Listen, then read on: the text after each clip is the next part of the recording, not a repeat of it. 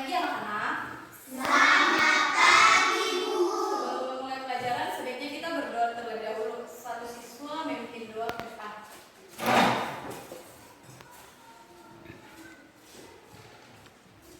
Marilah kita berdua dengan agama masing-masing.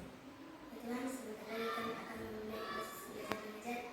Berkatilah kami, kalau ada yang tidak dibaca Tuhan, itu kami sehingga kami semesta dan anak Yesus kami berdoa. Amin. Baiklah, terima kasih untuk memimpin doa ke depan. Oke, sebelum memulai materi, sebaiknya Ibu mengabsen dulu ya. Yang namanya Ibu panggil nanti angkat tangannya. Amel Selain, Hadir, Bu. Ayel Selain, Hadir, Bu. Fitri Agustina, Hadir, Bu. Immanuel, Hadir, Bu. Sania, Hadir, Bu. Tia, Hadir, Bu. Rosari, Hadir, Bu. Lucy, Hadir, Bu. Lina. Hadir, Bu. Oke, baiklah anak-anak. Baiklah anak, materi kita hari ini yaitu tentang pengaruh gaya terhadap benda melayang, mengapung, dan tenggelam. Siapa yang mengetahui benda mengapung, tenggelam, dan melayang? Ada yang mengerti? Benda dikatakan melayang jika benda tercelup ke dalam zat cair, namun tidak menyentuh dasar zat cair. Tenggelam, apa itu tenggelam? Benda dikatakan tenggelam apabila benda tersebut berada di dasar zat cair. Benda dapat tenggelam jika gaya ke atas bekerja pada benda lebih kecil dari berat benda. Oke, benda melayang. Didengar ke depan ya. Benda dikatakan melayang jika benda tercelup ke dalam zat cair, namun tidak menyentuh dasar zat cair. Maka melayang dapat terjadi dengan gaya ke atas yang bekerja pada benda sama beratnya dengan benda cair, atau berat massa benda sama dengan berat massa zat cair. Contohnya telur. Yang kedua, tenggelam. Benda dikatakan tenggelam apabila benda tersebut berada di dasar zat cair. Contohnya tadi besi, batu, dan tanah. Yang ketiga, mengapung.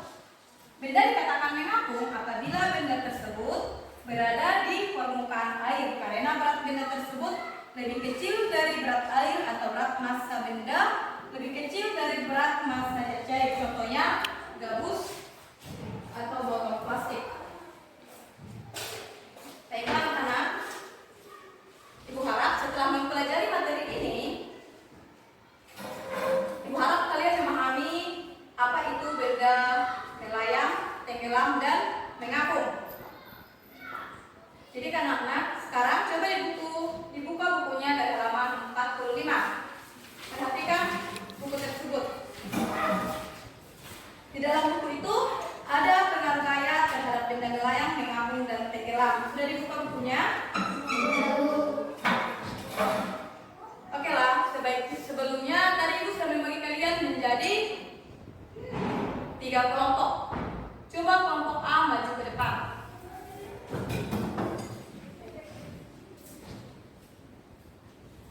Oke, untuk kelompok B dan C memperhatikan ke depan ya, supaya nanti dipraktekkan juga. Sekarang untuk giliran kelompok A. Di sini Ibu sudah menyediakan alat dan bahan. Yang pertama ada gelas yang berisi air, dan juga di sini ada gabus, ada batu, dan juga telur disertai dengan garam. Sekarang kita akan mempraktekkan yang pertama, yaitu melayang. Tadi contoh benda melayang adalah telur. Sebelumnya kita masukkan garam ke dalam gelas tersebut.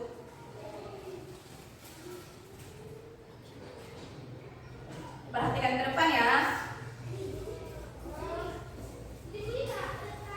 Oke, jika sudah tercampur rata, coba kita praktekkan. Perhatikan ke depan. Oke, sekarang telur sudah dimasukkan ke dalam gelas tersebut. Sekarang posisi telur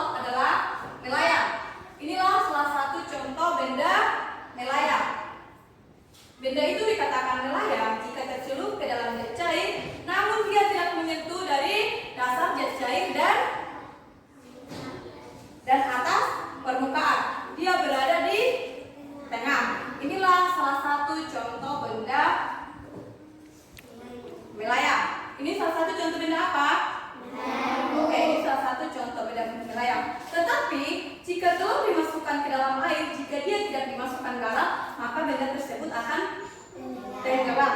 Tapi setelah dimasukkan garam, maka terjadilah melayang. Itulah salah satu contoh benda melayang. Yang kedua, benda tenggelam. Salah satu contoh benda tenggelam adalah batu atau besi. Sekarang perhatikan ke depan. Oke, sekarang gelas ini sudah dimasukkan batu. Perhatikan ke depan. Bagaimana posisi batu tersebut? Di atas atau di bawah? Inilah yang dikatakan salah satu contoh benda tenggelam. Dikatakan tenggelam karena benda tersebut berada di dasar air atau di dasar cair. Maka benda yang tenggelam jika gaya ke atas yang bekerja pada benda lebih kecil dari berat benda atau benda massa lebih besar dari berat massa cair. Salah satu tadi contohnya batu, besi atau tanah. Besi atau tanah juga jika dimasukkan ke dalam air maka dia akan tenggelam. Ini tadi salah satu contoh benda apa? Oke, sekarang yang ketiga, mengapung. Salah satu contoh benda mengapung yang bisa kita praktekkan adalah gabus, botol plastik atau kayu yang ringan ya. Sekarang kita perhatikan ke depan. Oke, sekarang gelas ini sudah dimasukkan gabus. Bagaimana keadaan gabus tersebut? Ini salah satu contoh benda mengapung. Mengapa dikatakan mengapung? Karena benda tersebut berada di permukaan air karena berat benda tersebut lebih kecil dari berat air. Inilah ketiga contoh benda melayang, tenggelam, dan mengapung. Ini salah satu contoh benda. Ini salah satu contoh benda mengapung. Ini batu adalah salah satu contoh benda tenggelam. Dan ini yang terakhir. Ini contoh benda apa? Oke, anak-anak, itulah dia contoh benda mengapung dan melayang. Untuk kelompok A sudah bisa kembali ke kursi masing-masing ya. Oke anak-anak, lihat ke depan ya. Inilah ketiga pengaruh benda terhadap benda melayang, mengapung, dan tenggelam. Yang pertama tadi melayang. Inilah salah satu tadi contoh benda melayang. Benda ini dikatakan melayang jika benda tercelup ke dalam zat cair namun tidak menyentuh dasar zat cair. Dan yang kedua adalah salah satu benda tenggelam. Benda yang dikatakan tenggelam apabila benda tersebut berada di dasar zat cair. Salah satu tadi contohnya batu atau besi. Yang ketiga adalah salah satu contoh benda mengapung. Benda ini dikatakan mengapung karena benda ini berada di permukaan air karena berat benda tersebut lebih kecil. Itulah salah satu contoh benda melayang, tenggelam, dan mengapung.